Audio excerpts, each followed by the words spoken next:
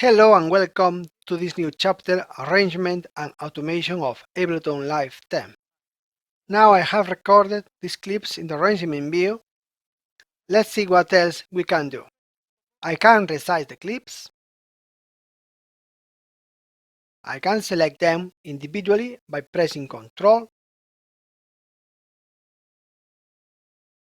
or select all of them by pressing Shift and then pressing the first and the last clip.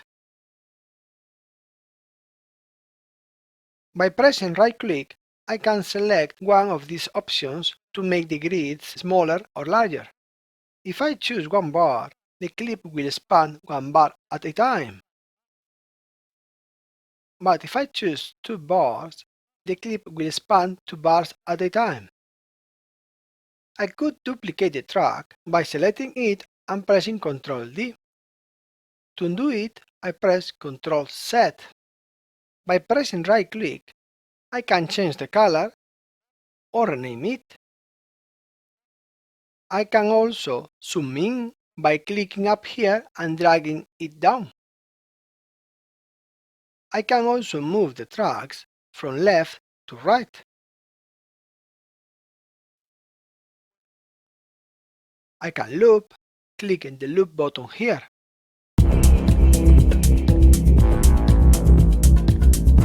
I can also change the position of the tracks without affecting the final sound.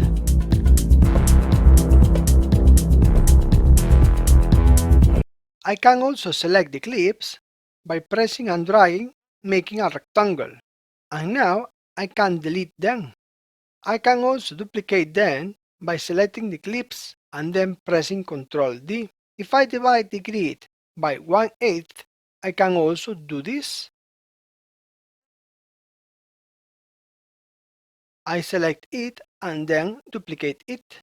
Now I change the grid to one bar. Now selecting these clips and pressing right click, I can copy them and paste them here by pressing right click. I zoom in and press play.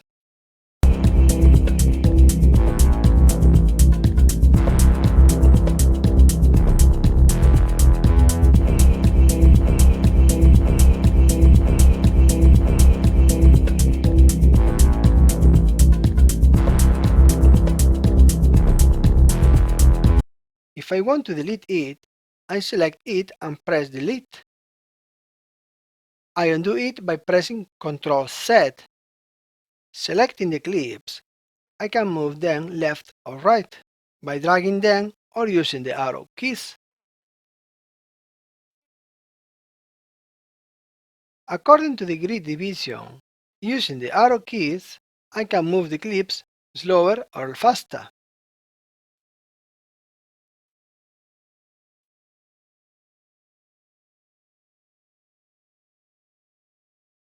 Okay, now if I want to add an effect to a track, I select the track first and then double-click in the effect. Now I move the loop and press play.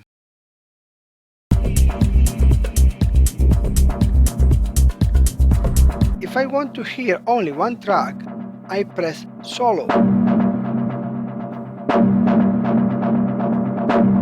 I can disable the echo by pressing this yellow button here.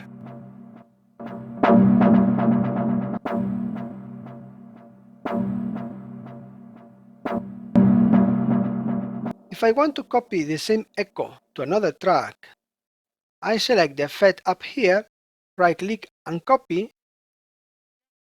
Then I select the track where I want to paste it, and here right-click and paste. If I want to delete the echo, I select it and press delete. Okay, now we are going to see the automation section. So now I insert an EQ into the track 1, I zoom in, I can press this combo here to open the audio clip. And now, to automatize it, I press this button right here. As you can see, this red line appears here.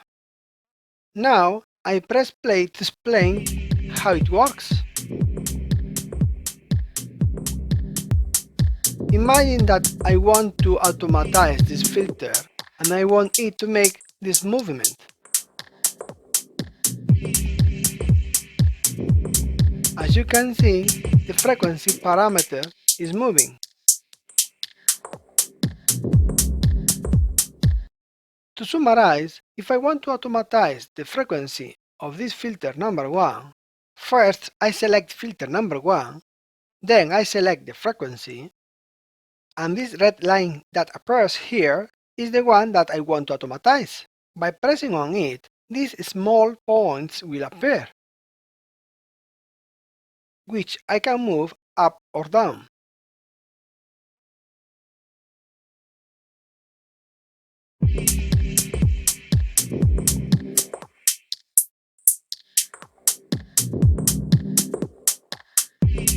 I can also modify the red line with my pen. The smaller the grid split is, the softer the line will be.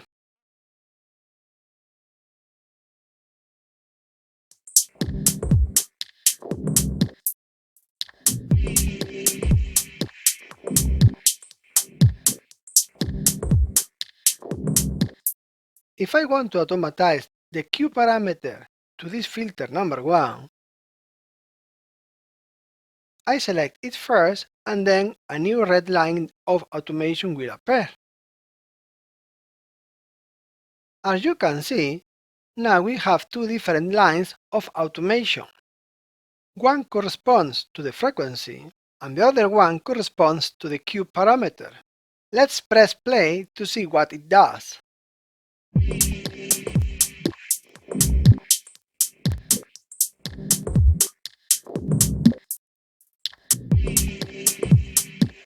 Okay, I had automated the filter 1, but I can also automate any of the rest of the filters, number 2, 3, 4, etc. Each of them have their own red line of automation. If we are happy with this automation, we could duplicate the clip, and as you can see, the automation duplicates too. I can also copy and paste the clip by pressing right-click, copy, and right-click paste.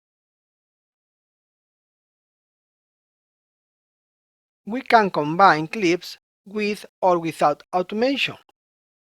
We can see the effects in the RaMoNe view and in session view. We can add the effects to the tracks, to the channels, and even to the master channel. We select the channel, and here we have it. We select the master, and here we have it. Okay, now I am going to explain how this lock works. Basically, its function is to save the automation. Let's try it. I select this clip and now press the lock. As you can see, I move the clip, but the automation stays where it is. And finally, I am going to explain how these arrows and set work. And I'm going to explain it with an example. I select everything pressing Ctrl A, I duplicate it pressing Ctrl D, and I change the color. I duplicate it again, and I change the color again. So now I have three different colored zones. Okay, imagine for example that these three zones, instead of being 4 minutes long, they were 1 hour long for a live performance, and that each zone has a different rhythm. So you could have the zones divided and ready for your performance. If, for example, this red zone has a rate of 130, I could add a mark on it. To do this, I move the starting point of the loop at the beginning of the zone and press Set.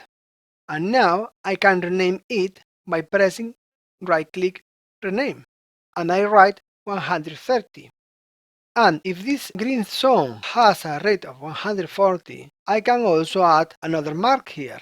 To do this, I move the starting point of the loop at the beginning of the song and press set again. I rename it by pressing right-click Rename, and I write 140. So now I press play, and if I want to move to the 130 zone, I need to press this arrow here.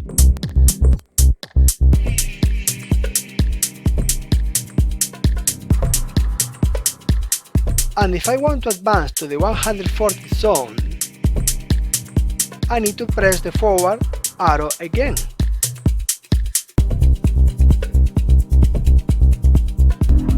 And if I wanted to go back to the previous zone, I have to press the back arrow.